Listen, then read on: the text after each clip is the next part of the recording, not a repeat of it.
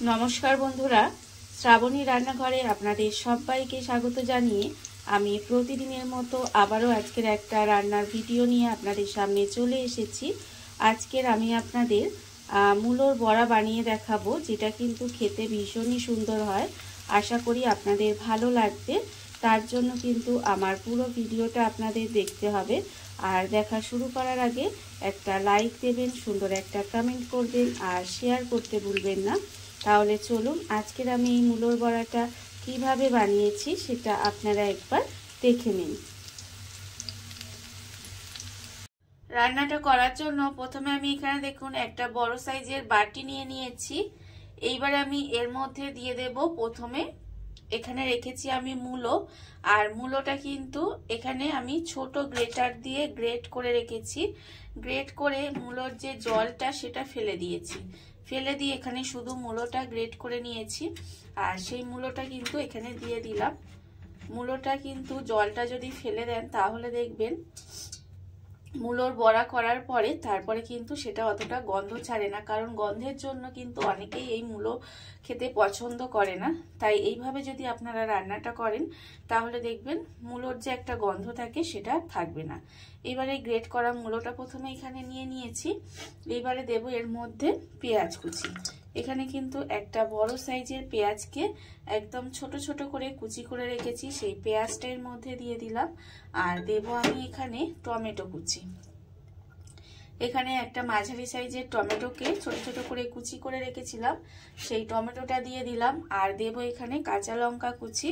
এখানে 4টে কাঁচা লঙ্কাকে একেবারে মিহি করে কুচি করে রেখেছি, সেই কাঁচা লঙ্কাটাও দিয়ে দিলাম। কতটা ঝাল খাবেন সেটা বুঝে কিন্তু কাঁচা লঙ্কাটা ব্যবহার করতে হবে। আর দেব আমি এখানে ধনেপাতা কুচি। আর এই শীতকালে কিন্তু এই যে কোনো বড়া বলুন বা এমনি যে কোনো এতে বলুন একটু ধনেপাতা কুচি দিলে সেটা কিন্তু খেতে বেশ ভালো লাগে। তাই এখানে বেশ কিছুটা ধনেপাতাকেও ছোট ছোট করে কুচি করে রেখেছি, সেই ধনেপাতাটাও এবার আমি দিয়ে দিলাম। দিয়ে এবারে আমি সমস্ত কিছু হাত দিয়ে প্রথমে খুব ভালোভাবে মেখে নেব। হাত দিয়ে কিন্তু সবকিছু প্রথমে খুব ভালোভাবে একটু মেখে নিতে হবে। আর আমি প্রতিদিনের মতো আপনাদের একটা কথাই বলবো যে প্লিজ আমার ভিডিওটা আপনারা টেনে টেনে দেখবেন না, পুরো ভিডিওটা দেখুন। আশা করি আপনাদের ভালো লাগবে। দেখুন আমি কিন্তু হাত দিয়ে প্রথমে সমস্ত কিছু একটু মেখে নিলাম। এইবারে আমি এর মধ্যে দিয়ে দেব আন্দাজ মতো নুন। আন্দাজ মতো নুনটা কিন্তু এখানে দিয়ে দিতে হবে। আর দেব আমি এখানে অল্প সামান্য একটু কালারের জন্য হলুদের গুঁড়ো। আর দেব এর মধ্যে অল্প একটু কালো জিরে। কালো জিরে দিলে খেতে বেশ ভালো লাগে। এইবারে এর মধ্যে আমি অল্প অল্প করে বেসন দেব। বেসন দিয়ে এটা কিন্তু খুব ভালোভাবে মাখিয়ে নিতে হবে। বেসনটা আপনাদের বাইন্ডিং এর কাজ করবে, সেই জন্য এইভাবে অল্প অল্প করে বেসন দেব আর এইভাবে মাখতে থাকবো। খুব ভালোভাবে কিন্তু এইভাবে একটু চটকে চটকে সমস্ত কিছু এবারে মেখে নিতে হবে। আর আমার চ্যানেলের নতুন বন্ধু পুরনো বন্ধু সবাইকেই বলছি আমার তরফ থেকে অনেক অনেক ভালোবাসা। আর নতুন বন্ধুদের বলবো যদি চ্যানেলটা সাবস্ক্রাইব করেন তাহলে পাশে থাকা বেল বাটনটা অবশ্যই প্রেস করে দেবেন, যাতে আমি যখনই কোনো নিত্য নতুন ভিডিও আপলোড করব সবার প্রথমে আপনাদের কাছে নোটিফিকেশান চলে যায় এবং আপনারা আপনাদের সময় মতো সেটা দেখে নিতে পারেন। আর পুরনো বন্ধুদের বলবো এইভাবে আমার পাশে থাকার জন্য, আমাকে এগিয়ে যেতে সাহায্য করার জন্য আপনাদের অসংখ্য অসংখ্য ধন্যবাদ।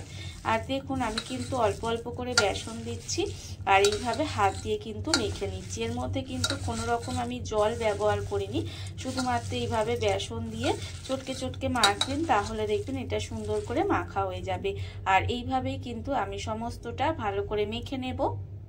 সমস্ত কিছু কিন্তু এখানে খুব ভালোভাবে মেখে নিয়েছি। আর আমার কিন্তু এখানে কোনো রকম জলের দরকার হয়নি, তবে আপনাদের যদি জলের দরকার হয় তাহলে অল্প একটু জল দিতে পারেন, তবে জল ছাড়া মাখলেই কিন্তু বেশি ভালো লাগবে। যাই হোক এখানে মাখানো হয়ে গেছে।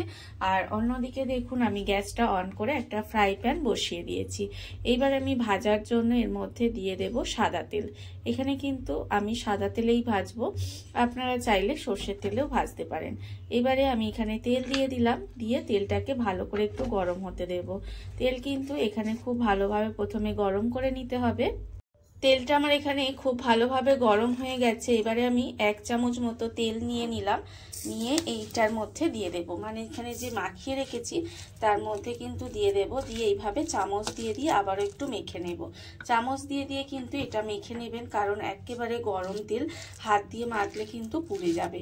এইবারে এটাকে খুব ভালোভাবে চামচ দিয়ে প্রথমে মেখে নিতে হবে। গরম তেল দিয়ে খুব ভালোভাবে মেখে নিয়েছি। গরম তেলটা এই কারণেই দিলাম, তার কারণ গরম তেল দিলে দেখবেন এটা কিন্তু খুব মচমচে হয় আর খেতেও ভালো লাগে। এইবার আমি এর থেকে অল্প অল্প করে এইভাবে নেব, নিয়ে এই গরম তেলের মধ্যে দিয়ে দেব। এইভাবেই কিন্তু বড়াগুলো আমায় ভেজে নিতে হবে।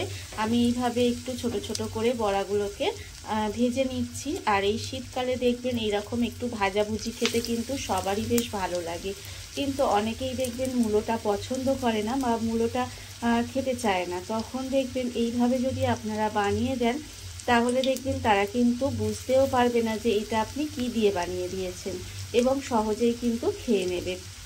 দেখুন আমি কিন্তু এইভাবে অল্প অল্প করে দিয়ে বড়াগুলোকে দিয়ে দেব।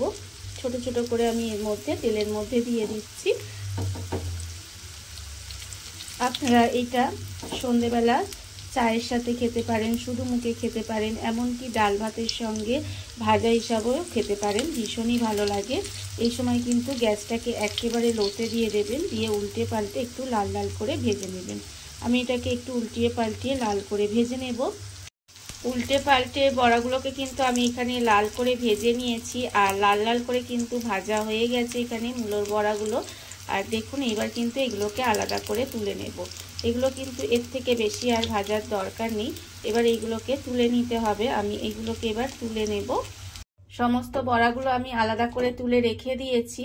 এইবারে আমি আবার কিন্তু একইভাবে আবারও সমস্ত যে বড়াগুলো মানে যে মাখাটা আছে, আমি মাখাটা রেডি করেছিলাম তার থেকে কিন্তু আবারও এইভাবে অল্প অল্প করে নিয়ে আমি সমস্ত বড়াগুলো ভেজে নেব। এখানে কিন্তু এইভাবেই সমস্ত বড়াগুলোকে ভেজে নিতে হবে। আর এগুলো কিন্তু গরম গরম, এরকম ঠান্ডার সময় এরকম গরম গরম বড়া, মূলোর বড়া, আর তার সঙ্গে যদি চা কিংবা কফি থাকে তাহলে তো আর কিছুই লাগবে না, ভীষণই ভালো লাগবে খেতে। দেখুন এইভাবেই কিন্তু আমি সমস্ত বড়াগুলো উল্টিয়ে পাল্টিয়ে লাল করে ভেজে নেব, আর তারপরে আপনাদের পরিবেশন করে দেখাবো ঠিক কেমন হলো। দেখুন বন্ধুরা, বাড়িতে থাকা কত অল্প উপকরণে, কত অল্প সময়ে কত সুন্দর একটা মূলোর বড়া তৈরি হয়ে গেছে, আপনারা দেখতেই পেলেন। আর এটা কিন্তু খেতে অসম্ভব সুন্দর হয়। এইভাবে আপনারাও একদিন হলেও বাড়িতে বানিয়ে দেখতে পারেন। আর এই ভিডিওটা যদি আপনাদের ভালো লেগে থাকে, আপনারা যদি ইউটিউব থেকে দেখে থাকেন, চ্যানেলটি সাবস্ক্রাইব করে নেওয়ার অনুরোধ রইল। তাহলে চলুন ভিডিওটা আমি এখানেই শেষ করছি। আপনারা সবাই ভালো থাকবেন, সুস্থ থাকবেন। আবারও হাজির হব নতুন কোনো রান্না নিয়ে।